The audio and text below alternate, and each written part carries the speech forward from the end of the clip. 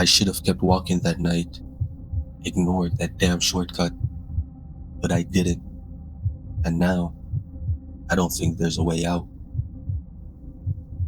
It was close to 2 a.m., and I was walking home from work.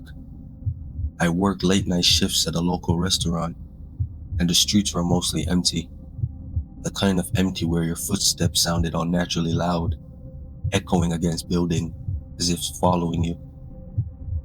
The air was damp, heavy, with that faint smell of wet concrete. The street I normally took was long, well lit, and felt safe.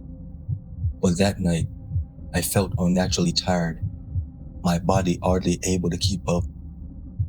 There was an old alley that cut behind a row of old brick buildings, connecting straight to the next block where my apartment was. I'd passed there 100 times, always telling myself I would never take this particular path. There was just a feeling to it. But the idea of saving 10 minutes pulled at me, and that night, it felt stupid not to. I'm not the one to believe in ghosts or supernatural creatures. Was just scared of getting robbed going down that dark path. But this particular night, due to pure exhaustion, I stepped into the alley. The moment I crossed under the shadow of the first building, the atmosphere changed. The sounds of the city, the distant cars, the far-off sirens, even the hum of the streetlights, muted, like I had stepped into something sealed off from the world. The alley smelled different too. Rotten garbage, stagnant water, and something metallic like rust. The pavement was uneven, cracked, scattered with dark stains. The walls were tall and close, blocking out most of the sky. I told myself it was fine. Just concrete and shadows. Just an old alley. Halfway in, I noticed the graffiti, but it wasn't the normal stuff like tags, spray-painted words or cartoonish faces. No, this looked older. It was etched deep into the bricks, as if scratched in with something sharp. Strange symbols and spirals along crude stick figures with no faces. Some even had their heads aggressively crossed out. I began walking faster.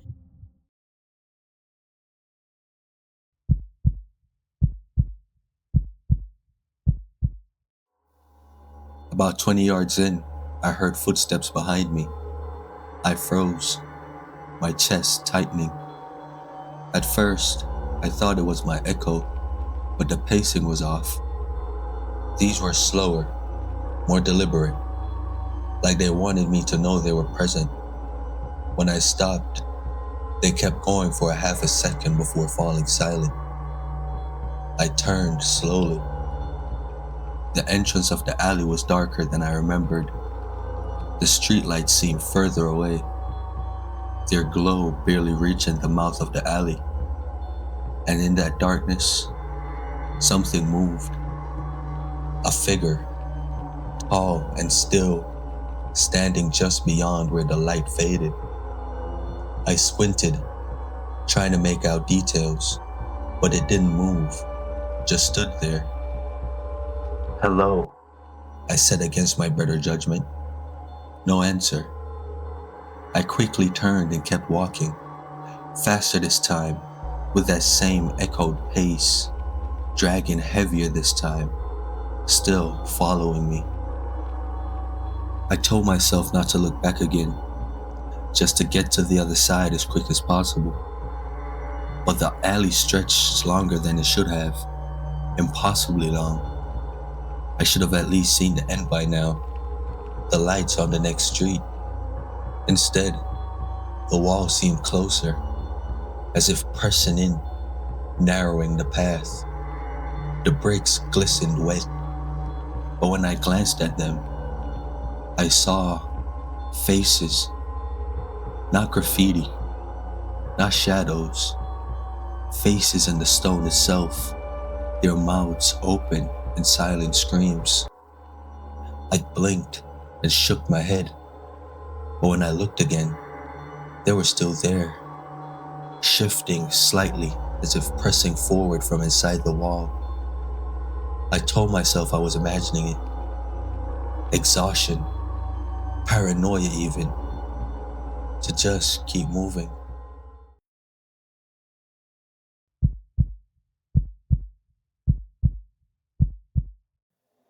Then came the sounds.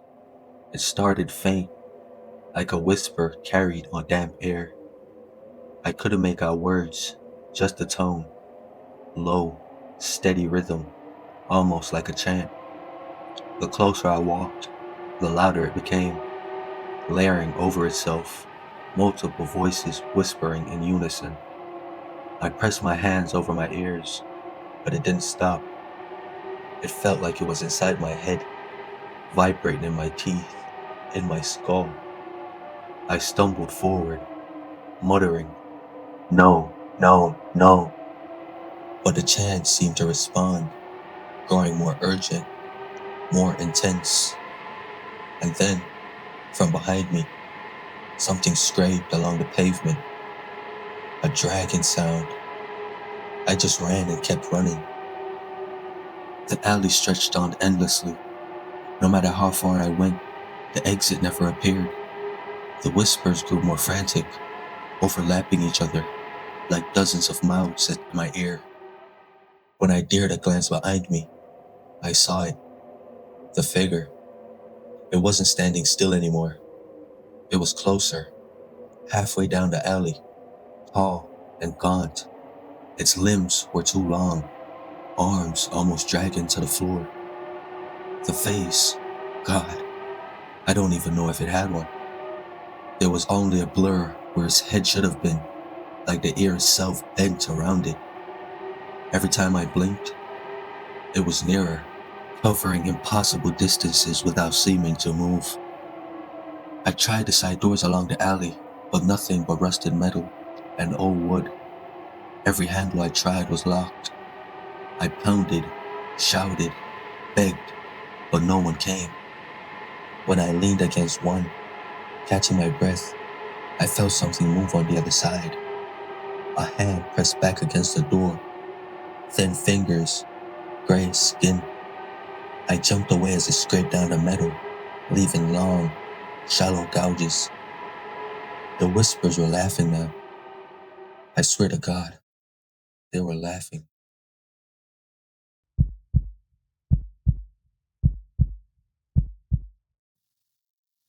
The dim yellow bulbs strung along the walls began to flicker, one by one, going out behind me.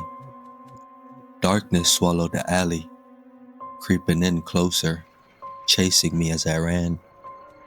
I looked up, desperate, and for a split second, I thought I saw the night sky above, the stars, but they weren't stars. There were eyes, hundreds of them, peering down the cracks in the darkness, staring at me. I screamed, but my voice didn't echo. It was eaten, smothered. Finally,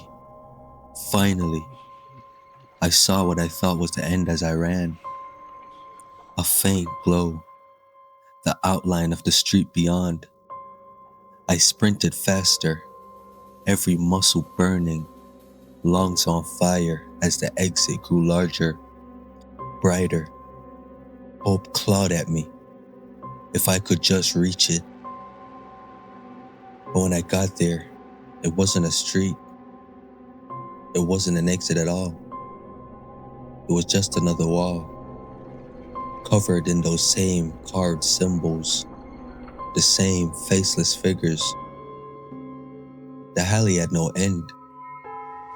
I turned, gasping, and I saw the figure standing only a few feet away from me.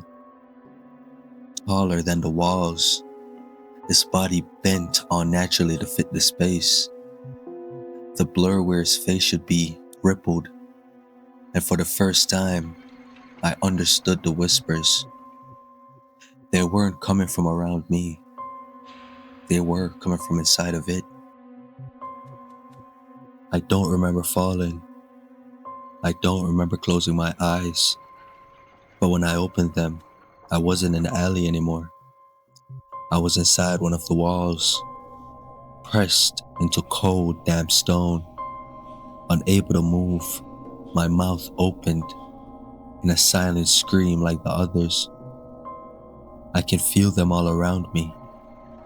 Faces, bodies, trapped in the bricks, still alive, still aware. I can't move, but I can see. I can see the alley. I can see you approaching, walking closer. Don't take the shortcut, please.